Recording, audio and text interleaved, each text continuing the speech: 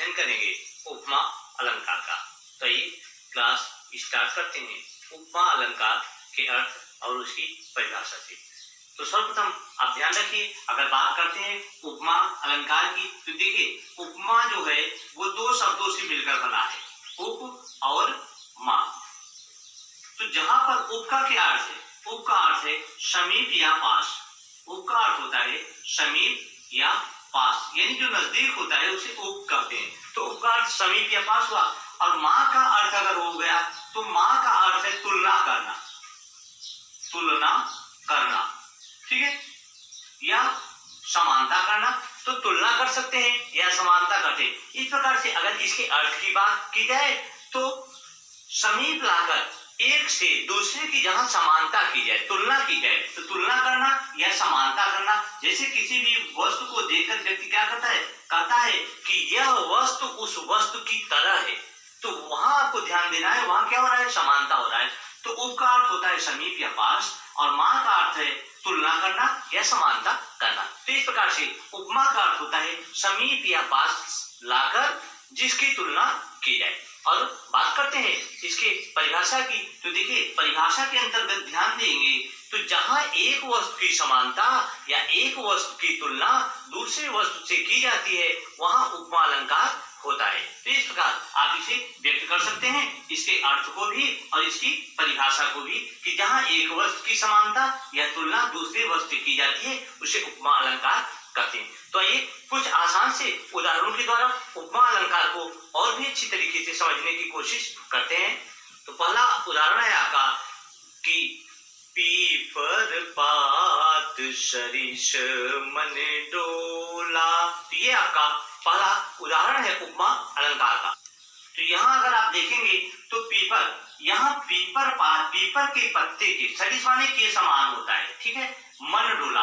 तो मन की समानता किससे कर रहे हैं, पीपर के पत्ते की। जो पीपल का पत्ता होता है उससे मन की समानता कर रहे हैं कि जैसे पीपल का पत्ता डोलता है वैसे मन भी हमारा डोलता है। तो यहाँ देखिए समानता कर रहे हैं, तुलना कर रहे हैं। तो आप का अर्थ कहता है, उपमा अलंकार आपका कहता है जब एक वस्तु की समानता या तुलना दूसरे वस्तु से की जाए। तो देखिए अगर जब आप इनके उदाहरणों को देखते हैं तो आपको यह भी कभी कभी ऐसा महसूस होता है कि किस ट्रिक के द्वारा हम यह पहचान करें कि हमारा उपमा अलंकार है। तो आइए कुछ ट्रिक, उदाहरण को आगे पूरा उदाहरण आप पढ़ने से पहले कुछ ट्रिक को जान लीजिए जिसके द्वारा आसानी से इन उदाहरणों की पहचान कर सकते हैं कि यह हमारा उदाहरण उपमा अलंकार है। तो देखिए इसे पहचानने की जो ट्रिक होती है, जो उपमा अलंकार को पहचानने की सबसे अच्छी जो आपकी ट्रिक है, आप इसको ध्यान रखिए। ये क्या है, ये वाचक शब्द है।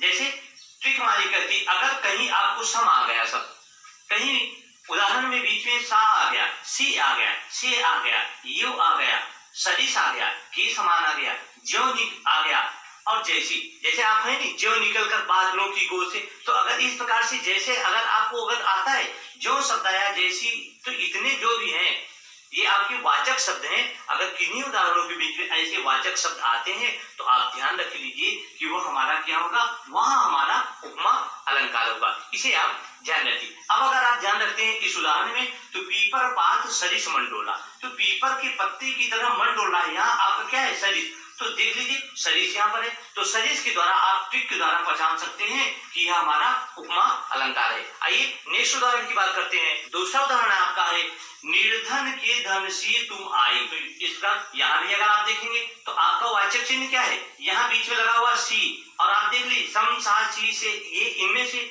आपको यही ट्रिक ध्यान रखना है कि यहाँ सी आ रहा है, सम सा सी से, यू सरिस के समान, ज्यो जैसी इत्यादि अगर कोई शब्द आता है इनमें वाचक शब्द, तो वो हमारा क्या होगा, उपमा अलंकार होगा। तो यहाँ सी आ रहा है निर्धन के धन से तुम आई, तो यहाँ तुलना हो रहा है, उपमा कर रहे हैं, जैसे निर्धन का धन होता है वैसे तुम आई, तो समानता कर रहे हैं। तो यहाँ अगर आप समानता के द्वारा, उपमा के द्वारा देखेंगे तभी इसकी पहचान होगी, और वाचक शब्दों के द्वारा देखेंगे तब भी इसकी पहचान होगी।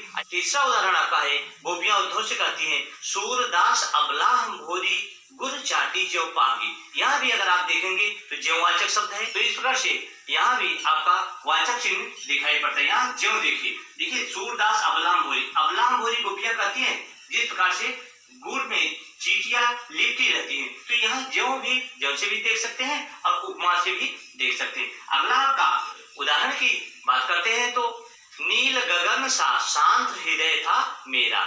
इसमें भी आप देखेंगे तो उपमा अलंकार है।